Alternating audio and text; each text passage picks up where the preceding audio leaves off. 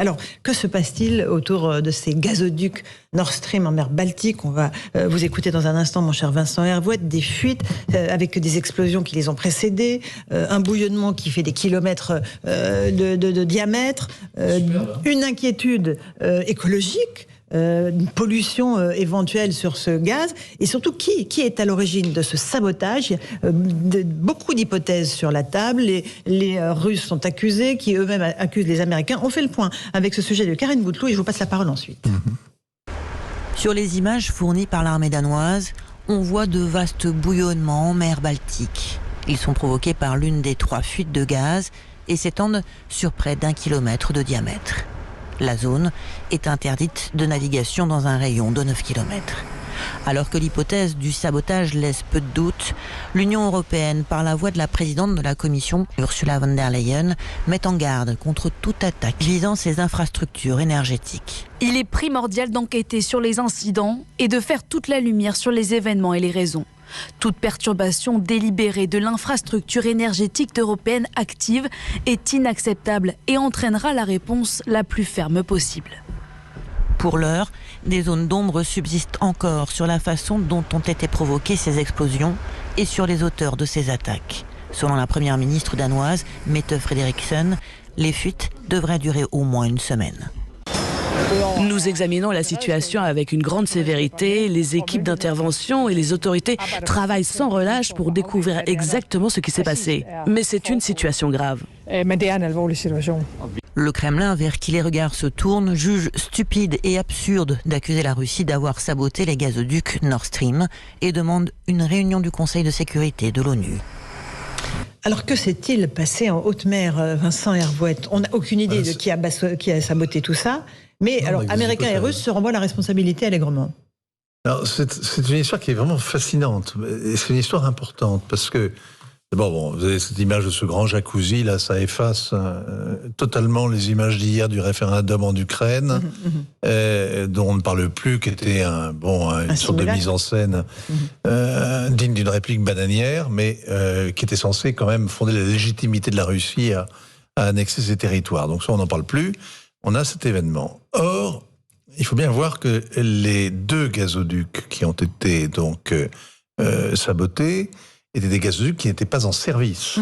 Même si vous avez du gaz qui s'échappe, c'était pour assurer une forme de maintenance, mais ce sont des tubes qui ne fournissaient pas à l'Europe le gaz russe. Les Russes vendent désormais leur gaz à l'Inde, à la Chine, au Japon, à Taïwan, à l'Asie en général, qui d'ailleurs nous le revend sous forme liquéfiée, mais le marché se porte très bien pour les Russes, mais ça se passe de l'autre côté.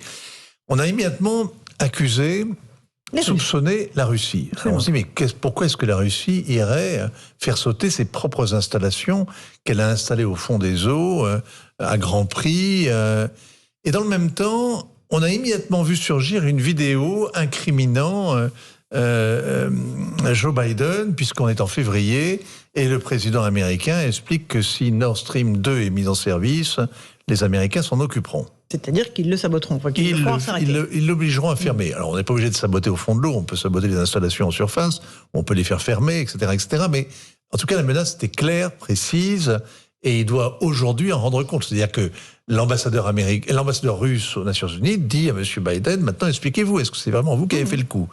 Donc on voit que d'un côté comme de l'autre, on cherche immédiatement à accuser l'ennemi, l'ennemi étant capable de tout, évidemment, c'est l'incarnation du mal. L'important est d'ailleurs, on saura tôt ou tard ce qui s'est passé parce que c'est une zone qui est très surveillée. Pour faire sauter... C'est dans les eaux internationales, on est d'accord. On est dans les eaux internationales, mais on est juste à côté. Donc, on est dans une zone qui est extrêmement surveillée par toutes les marines. C'est un terrain de jeu pour les sous-marins russes.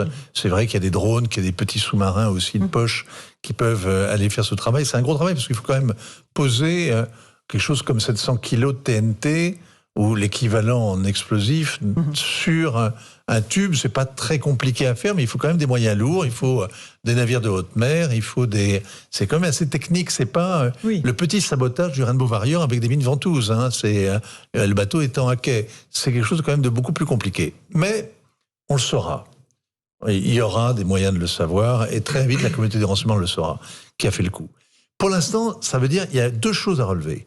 La première chose, c'est que le conflit ukrainien nous a projetés dans une forme de guerre froide, et pour la première fois depuis 7 mois, cette guerre froide vient de sortir du théâtre où elle était enclos, elle vient de sortir du Donbass et de l'Ukraine en général, elle vient tout d'un coup de survenir ailleurs.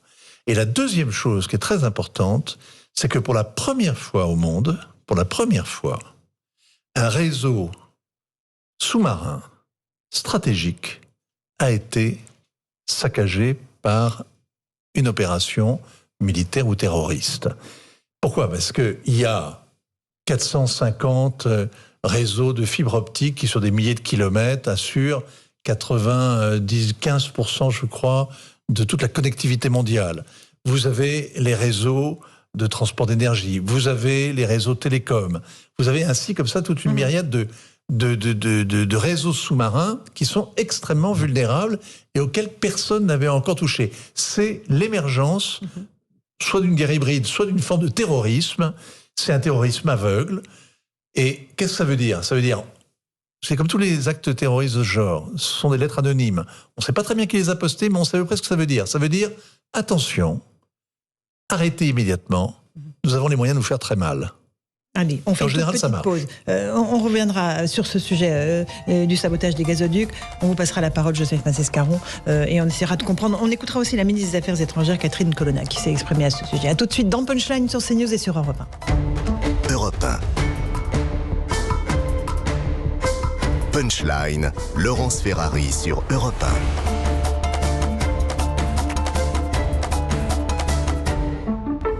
18h14, on est en direct sur CNews et sur Europe 1, de retour dans Punchline. Qui a saboté les gazoducs Nord Stream en mer Baltique ? Russes et Américains se renvoient la responsabilité. Il faudra beaucoup de temps avant de trouver le responsable de cette explosion qui, vous le disiez, Vincent Hervouet, fait date. C'est la première fois qu'on attaque ce type de gazoduc et que le conflit s'exporte. Le conflit qui était pour l'instant circonscrit à l'Ukraine s'exporte en dehors. On va écouter Catherine Colonna, ministre des Affaires étrangères, qui s'est exprimée à propos de ce sabotage. Ce sont des événements graves, bien sûr, qui ont entraîné nos ambassadeurs, représentants permanents auprès de l'Union européenne, à se réunir aujourd'hui même pour rechercher quelles peuvent être les causes de ces explosions et puis pour décider d'un certain nombre de réponses nécessaires sur lesquelles vous me permettrez de ne pas entrer dans les détails. Tant le Danemark que la Suède excluent qu'il puisse s'agir des conséquences d'un mouvement sismique et recherchent donc les causes ailleurs.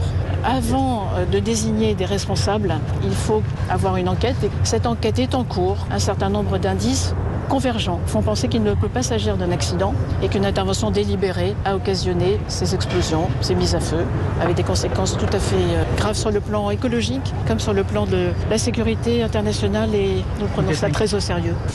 Voilà pour Catherine Colonna, ministre des Affaires étrangères. Joseph Massescaron, qui aurait intérêt à taper, à frapper ces gazoducs qui ne véhiculent plus de gaz. Ils ont encore du gaz dans les tuyaux, mais ils ne sont plus en service. C'est évidemment difficile de répondre. Vincent Hervouet a rappelé fort justement qu'il y avait cette vidéo virale qui tourne sur les réseaux sociaux. C'est la déclaration du 7 février dernier de Joe Biden qui dit que de toute façon il est prêt à arrêter Nord Stream et qu'à un moment donné on lui objecte en disant mais oui mais vous avez aussi l'Allemagne, est-ce que vous ne craignez pas, l'Allemagne est un allié, et il dit même si l'Allemagne est un allié nous arrêterons. Voilà, donc c'est un ton il faut dire particulièrement vindicatif, ce qui explique évidemment l'utilisation et le relais qui en est fait aujourd'hui, parce que c'est là pour le coup c'est présenté comme un acte comme une volonté en effet de mettre fin. Maintenant je crois que on a assez dit que en effet le conflit s'exportait. On a dit aussi que ça pouvait prendre un tour différent par rapport évidemment bien sûr à l'énergie, mais par rapport aussi aux télécoms. Mais je crois que ça souligne encore plus, en tout cas, la faiblesse de l'Europe sur tout ce qui concerne sa politique de l'énergie. Parce que ça signifie également que ce coût qui est porté aujourd'hui pourrait être porté sur d'autres infrastructures énergétiques. Et à ce moment-là, ce serait une dépendance totale, bien sûr, de l'Europe. Donc c'est peut-être aussi ce signal qui est envoyé. Évidemment, si c'est ce signal qui est envoyé, les Russes qui sont déjà suspectés, suspectés pourquoi ? Parce que ils ont une habitude de cette guerre sous-marine.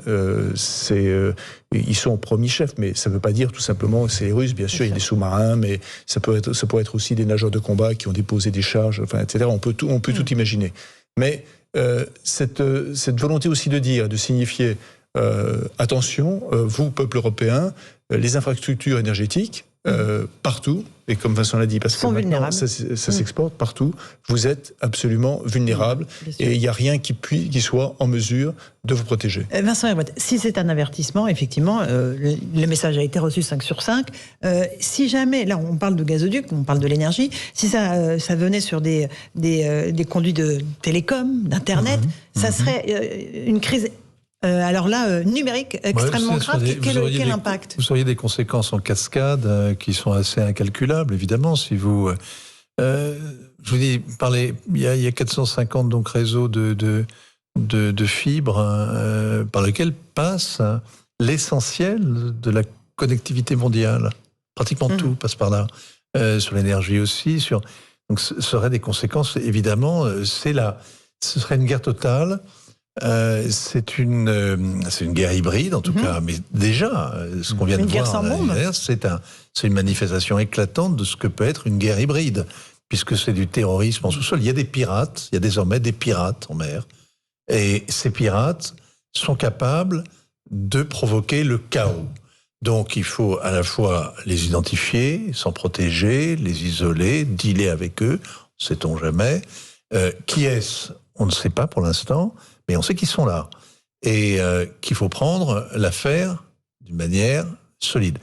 J'ajoute juste une chose, si on s'amuse à jouer à qui profite le crime, évidemment ça détourne l'attention de la Russie parce que les Russes ont investi 8 milliards de dollars dans Nord Stream 1, 6 milliards dans Nord Stream 2, les Français eux-mêmes viennent de perdre 1 milliard, parce que Engie c'était 1 milliard d'euros dans le tour de table, pour avoir un strapontin. Et tout ça est à l'eau, si j'ose dire. Mais si on regarde à qui profite le crime, le gaz russe, il doit retourner en Europe, il passera par l'Ukraine, en fait. Et les Européens, s'ils veulent du gaz, ils prendront du gaz liquéfié. Parce que les Russes vendent aux Chinois qui transforment le gaz en GNL, qui nous le renvoient. Les Américains nous envoient leur gaz de schiste. C'est comme ça que ça marche désormais.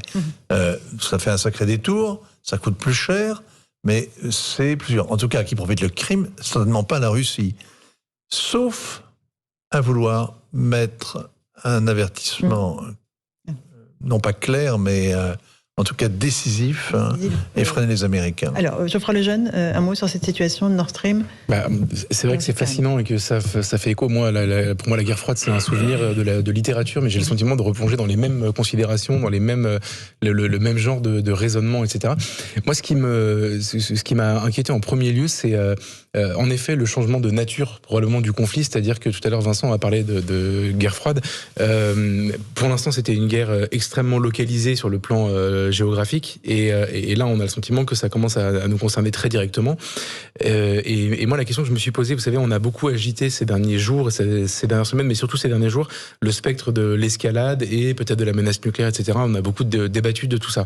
Moi, je me demande si en fait ce qui se passe depuis 24 heures n'est pas de nature à rendre de plus en plus compliqué la désescalade. C'est-à-dire que je sais que la guerre froide, par exemple, a été une situation peut-être plus compliquée et qu'il y a eu une forme de résolution, mais il y a eu l'effondrement d'un des deux belligérants. Là, je ne vois pas comment, c'est une vraie question que je pose, comment on peut obtenir une désescalade et une sortie de cette crise sans avoir la défaite totale de l'un des deux acteurs et son humiliation par la même occasion.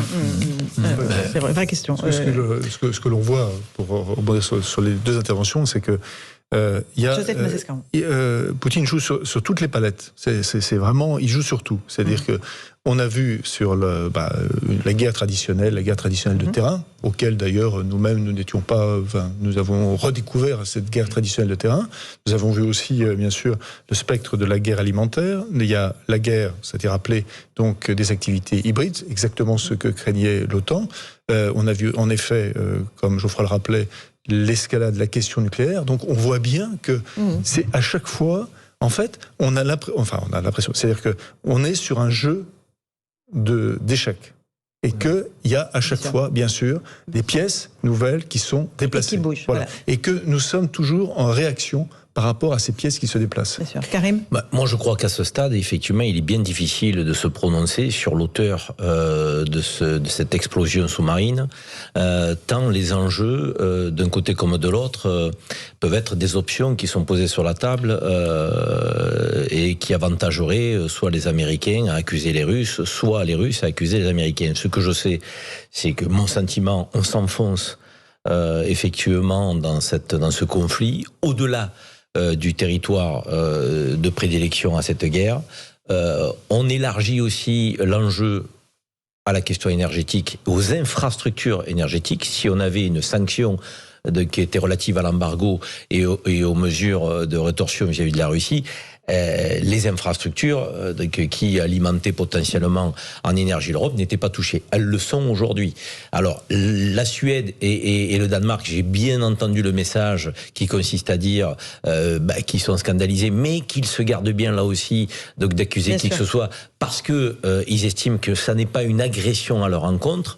Donc, on voit bien que eux sont dans la désescalade, mais ça renforce le duel États-Unis-Russie, depuis le départ, on est à la ramasse, on est dans la roue des Américains, on n'a pas de voix européenne, on n'a plus de voix française, et donc du coup, c'est vraiment cette confrontation États-Unis-Russie sur notre sol qui est en train de se jouer. Donc, moi, je crois, comme Geoffroy, que les voies de la désescalade s'éloignent, que la possibilité de se mettre autour d'une table s'éloigne fortement, et que là, on s'enfonce encore un peu plus dans un conflit qui sera durable, mais qui prendra peut-être des natures différentes à ce qu'on a connu jusqu'à présent. Vincent, un petit mot avant qu'on reparle de ce qui se passe en Russie cette fois-ci. Juste un mot, c'est moi ce qui me frappe, c'est que on assiste à une espèce de guerre depuis 7 mois, qui est une bataille d'artillerie, avec mais en réalité cette bataille d'artillerie, c'est très fallacieux parce que c'est le spectacle qu'on a à la télévision, mais en fait il y a une guerre secrète. Mais on ne le voit pas, le spectacle d'artillerie déjà, Vincent. Une guerre des services. On ne le voit pas. On ne la voit même pas, la bataille. On voit le résultat des bombardements, on voit les cohortes de déplacés, on voit les morts. On voit les massacres, on voit les horreurs. Voit les infrastructures qui sont détruites, on voit les immeubles, tout ça, toute cette misère, mais on voit les destructions. Donc d'une guerre finalement assez classique. Mais ce que l'on ne voit pas, c'est qu'il y a une implication des services secrets, une guerre secrète qui est d'une intensité qui dure incroyable et qui dure depuis 8 ans. Je veux dire, les services américains ont forgé à partir de rien une armée ukrainienne. Qui sait, ils l'ont doté d'équipements dont ils savent se servir.